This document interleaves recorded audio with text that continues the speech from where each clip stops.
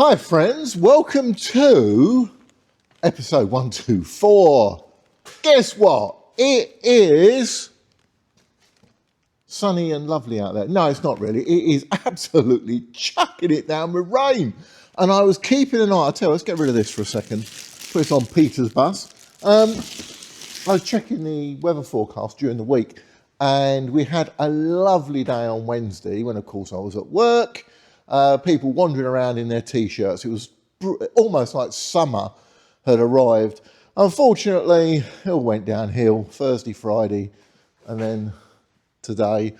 Good thing is though, it's not actually cold. It's quite mild. It's about 8 degrees at the moment. So that's really quite nice actually. It's a nice temperature to be working in. But damp, no good. Still can't paint. And you know what that means? More of those Rexine panels. The good thing is though, I've now got some more glue in one of those boxes. I've got the spray contact adhesive and I'm going to give that a try and see if I can get on any better with that. Peter Fig, who owns this, is planning to take this out to give it a wash. In fact, if Peter turns up about now, he can just park it outside and it'll wash itself. But yeah, and a lot of this dust I suppose is mine anyway. So anyway, first thing, as I do on all of these, is I'm going to chuck the kettle on and I'm going to contemplate the first thing I'm going to do. So stick around and let's see how we get on with this edition. Right, okay, so it's petering down with rain, as always. It's a real shame that we couldn't have had Wednesday on Saturday, because I would have got the spray gun out and started spraying some of those bits that are now accumulating in front of the Titan, and you'll see that in back of shot a few times. So this weekend, my brother phoned me up and said, Dean, can I come down and give you a hand at the barn at the weekend on Saturday? And I said, well, if you want to. So Daryl popped down all the way from Norfolk and ended up lending a hand. Also, Peter Fig, I wanted to take his bus out for a little spin, put some fuel in it and give it a clean. So he popped in on Saturday. And I also had the opportunity to meet with and chat with Peter Watts, who makes destination blinds for bus preservationists. So I had a chat with him. So that's in here. But anyway, as I can't paint, I've got to get on with those Rexine panels. So Rexine is becoming a real swear word now. Luckily for you guys and girls, I didn't have sound on most of this because you would have heard a lot of swear words, or I'd have to find out how to get the bleeps in. So anyway, should we kick off with a Rexine then? I'm going to start where we left off last week with this panel. This panel, you know when you sort of think, I've cracked it, and then you decide to bite off a bit more than you can chew. Well, that's this panel. This one sits at the front of the bus on the offside, and it is quite complicated. You've got to at least pull that Rexine around. What I thought I'd do is the first one I did, the first experiment, I did in one complete sort of stuck the glue on everything and whacked it away, and it didn't work. It went horrible. So I thought, right, okay, I'll learn from that. I'll do this in 3 parts. So I did this end first, which has come out really quite nice. Then I'll do this bit second, which didn't go too badly. And then I'll do this bit third. Oh my God, that went completely bonkers. So that idea didn't work. So I'm kind of stuck with this. The other problem is, if you look in the very center there, that little corner bit is really baggy. And I tried so hard to get that to re-adhere. It's just it won't stretch. The Rexine just will not stretch sufficient to get into that gap. But I did use the really strong glue, that F60 glue, which is so unforgiving. And I'm hoping that the spray adhesive that I brought in might be a little bit better than this very unforgiving glue. But that comes with it comes a problem, is if you've got glue that allows you to reposition, it's very difficult to keep it in that position until it's dried, and I'll show you that in a minute. Right, so I'm going to kick off with a sort of slightly complicated panel. This panel is dished, So I thought, well, I've got to sort of tug the Rexine around. I hadn't had a lot of luck with that previous one you just saw, but on this one, as you may see by this picture, the old Rexine, there was two colours on it. There's green at one part and then there's cream at the top. And I'm going to do the cream first. But on this picture, as you can see, the green has already come away.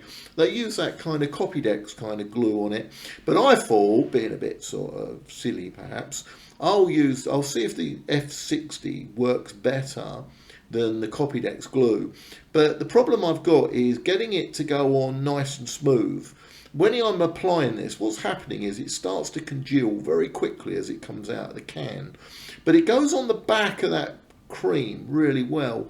But anyway, so I thought if I use this F60, because this is going to be a little bit more complicated, it's going to need a glue that's going to be really tough on it.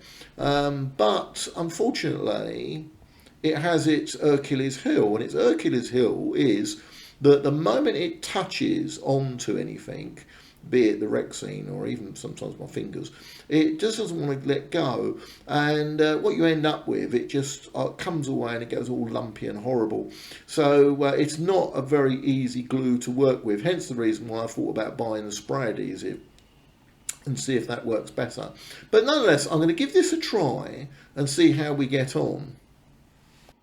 Right, so I've coated both sides. I've coated this Rexine, as you can just about see there, and that metal panel, as you saw a little bit earlier on. The idea being now is to try and position the Rexine perfectly, and yeah, it's going to pose a little interesting problem, especially if you try and put it around the wrong way as well. So there we go. We're going to drop it down onto here, and fingers and toes crossed, it'll go okay. I can't let it, if I touch it too hard. Right, so now we're going the edges. Now, this glues, as I said before, its strength is that it goes in and then bang, it's done. It just goes down absolutely perfectly. And what I was planning to do is to come back, if I can get that dish to work properly without too many lumps, is to then come back and do all the rest of the edges with another layer of glue in the same way. So we do it in sort of 2 or 3 stages.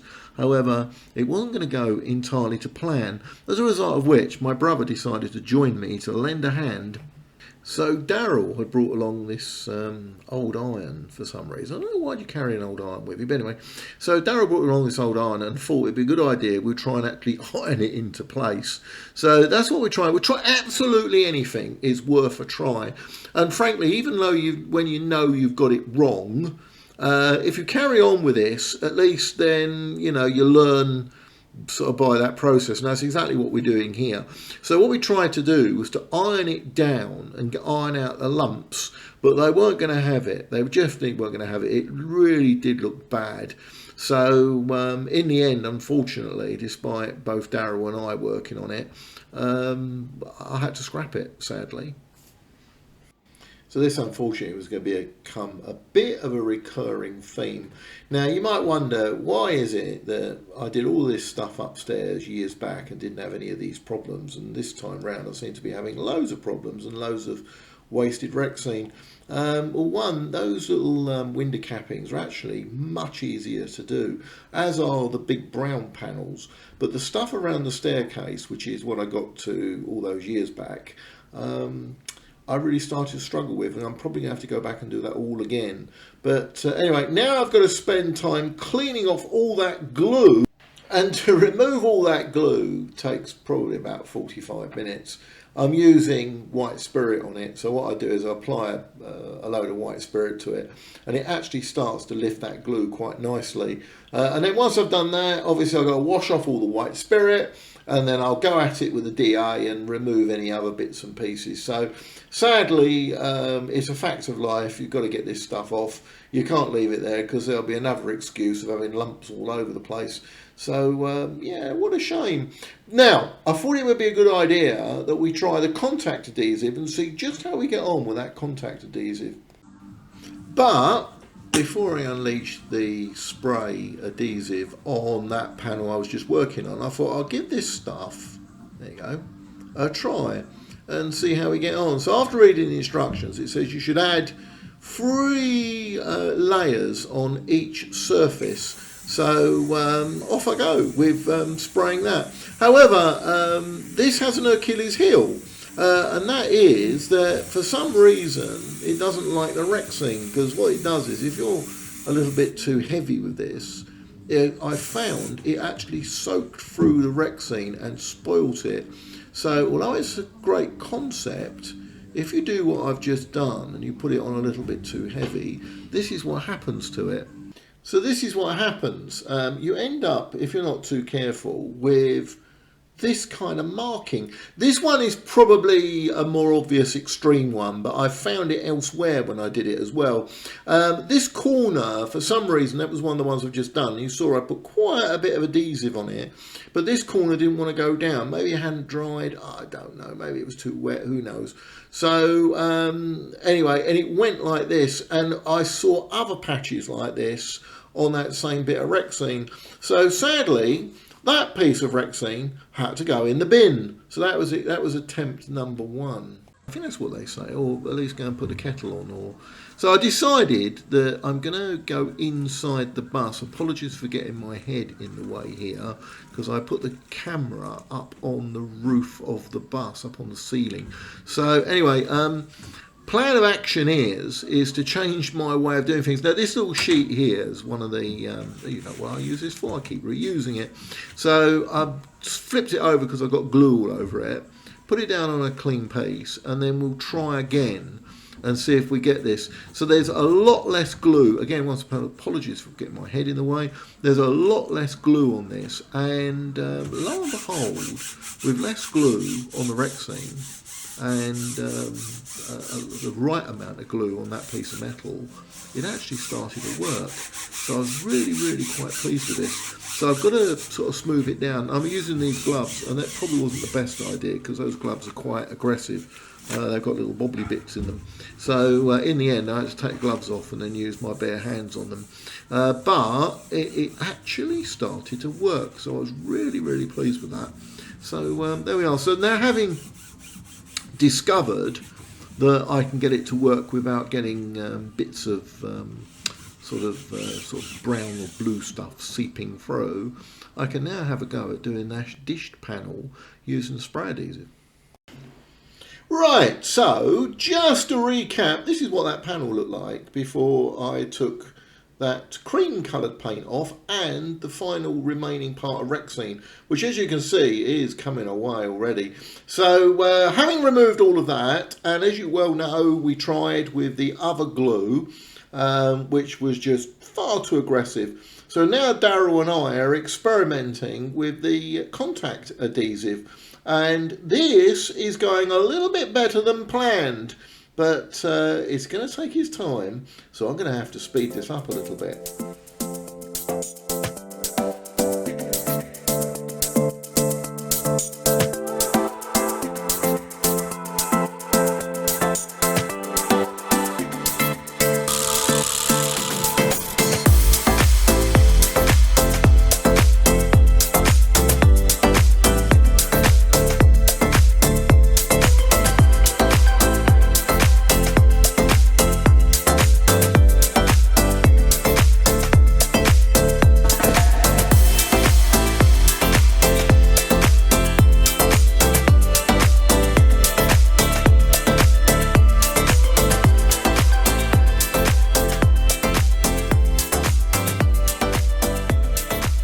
Glue was much more forgiving, helped along by the heat gun you see that I've got in my hand. So the plan of action there was I used the heat gun, and what it did was it did flex that Rexine a little bit, so it was quite useful, except we had to spend ages and ages, or it felt like it, just keep pressing it down in the corners, but eventually we got it to go. And I'm sure that when I go up there next weekend, I might find that it's moved itself away from the corners and we have to do the whole thing all over again. Maybe, I sincerely hope not. But anyway, so having done that, it was now time to put the green bit on the bottom part, and thankfully that green Rexine was a lot more, how can I say, malleable than this cream. So this is the finished panel, and all I need to do now is to put the bracelet on. These bracelets mark the join between the two parts. And Daryl actually had been spending a bit of time polishing them up while he was off camera. But that in essence is what it should look like when it's put back in the bus. And I think actually that looks really quite nice now. So yeah, hopefully that job is now finished. Right, so let's get away from sticky things, which were driving me mad eventually, but I suppose we're halfway there. Now, I had the opportunity to have a chat with Peter Watts, who runs Replica Blinds by PwC. You might be aware that some months ago I had a set of blinds made by Peter, and then I saw this picture online of 3461 parked at Chelsham Garage, showing the 406F to Epsom Downs. So I thought, oh, I'd certainly like to get that reproduced and add that to the current sort of set of blinds. And as a result, Peter was in the area this weekend and agreed to pop in and attach that to the current set of blinds on the bus. So Peter popped in early on Sunday morning to add this panel into my blinds. Now, I am no Jonathan Ross, I have to admit that, but it gave me a great opportunity to have a chat with Peter about his business and the type of work he does for bus enthusiasts. So, over to Peter. Right, so a bit of a break from doing these Rexine panels is Peter Watts. Peter's adding an extra panel for me on this this set of blinds. So thanks for coming over. No He's problem. come over from France, by the way. He's done quite a few blinds for bus enthusiasts and a few businesses as well. So what got you into blinds then, Peter? I've been into blinds since I was involved with the Museum of Transport in Manchester when I was like 13, 14 years old. Blinds were always sort of my speciality. So, and that's been reawakened recently, and hence the creation of my company, Replica Blinds by PwC. Yeah. And I think we're now one of the leading suppliers of replica blinds for the preserved busing sector in the UK. What do you do? So enthusiasts come to you with, is it normally photographs, Peter? Sometimes photographs, sometimes original blinds. Right. We can electronically copy original blinds, so we can replicate them identical to the nearest millimetre. We convert the electronic scans into vector files. Right. And then we can replicate, or they can come to us with just photographs, and we can work just from photographs to build up new replica blinds absolutely identical, rather than just being an approximation using a modern day font. Yeah. Because a lot of times they juggled around with things, didn't they, to get things to fit as well. So when you turn around and said, it has all this writing on here, occasionally they would move things around on the blind just to make things look right. Yeah. Because that one there, that Ashdid and Epsom, if they were too close, could end up looking like it's Ashdid Epsom, couldn't it? Exactly. You know, so West Ewell is obvious, but some of the other ones. No. Yeah. And the other difference is on when you're outside of London, when you get to the provincial area blinds, especially from the 1950s and 1960s, right, some of the typefaces used are not actual, they were actually drawn up by proper draftsmen in the offices of the bus companies. Yeah, go on. So they're specific to certain companies like Eastern National, Bristol Omnibus. Yeah. So these are very specific. And London Transport used Johnson. Yeah. Yeah. Yeah. But this is old Johnson, isn't it? It's not new Johnson, it's old Johnson.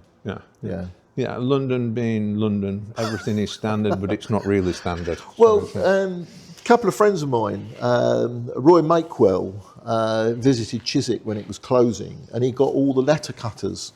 Yeah. And the letter cutters are, as you know, are different.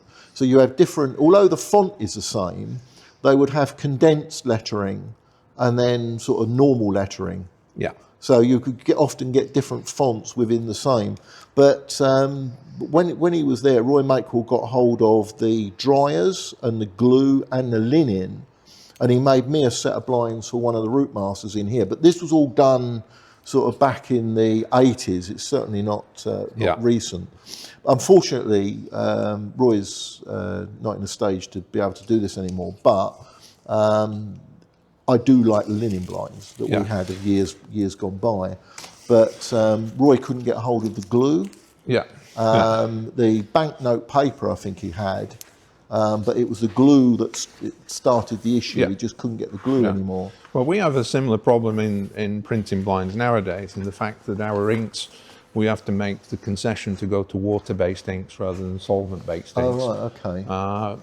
Purely because of environmental reasons. Yeah. That if we use solvent-based inks nowadays, we have to comply with various regulations. Right. And it makes life extremely difficult. But the water-based inks are absolutely perfect, and they don't suffer at all from humidity. So this is water-based ink? Yeah. Right. Yeah. Unless, of course, you immerse the blind in a bucket of water for a few days, then it may be an issue. Yeah, of course. Yeah, definitely. But at the end of the day, you have to decide, how far to go with, safeguarding what can happen. So you got all of these letters are all cut out already, and you simply place them on a screen printer, do you? So we actually work very similar to how the blinds would have been printed back at Aldenham in the times. Yeah. The one difference we make in our company is all our letters are cut out on a CAD cutting machine. So we scan the blinds, we convert into vector format, and then they go to one of our other employees, and she works the cutting machine and she cuts the stencils. Oh, right, okay. That's the only difference we make from what Aldenham did, where they would press cut a batch at a time. Stamp them out, yeah. Well, once we've got them, then everything else is done exactly the same as in the past. So we manually lay out the letters on the base paper. Yeah. Bring the screen print frame down. Right. Ink on. Yeah. Screen print. Right. Back up. Okay. Yeah. And of course, being a screen print process, if we're doing multiple blinds, like for your S blinds where there's two, then we print one, take it out, put the paper for the next in, print the second one, and off it goes. Oh, excellent. So. Yeah, and you're also doing smart blinds as well, aren't you? Yeah. Normally it's McKenna's smart blinds, isn't it? Yeah. We have the possibility to do smart blinds, including printing the highly complicated coding at the edge. Yeah. Plus, we do the program for the controllers, and then test everything in our smart blind boxes in the workshop before they get sent out to the customer. Excellent. Yeah. Are you doing a lot for big businesses then? I have quite a couple of customers, and not just in the UK as well. Yeah. So I deal with. There's trams in Gothenburg running around with our blinds in. Excellent.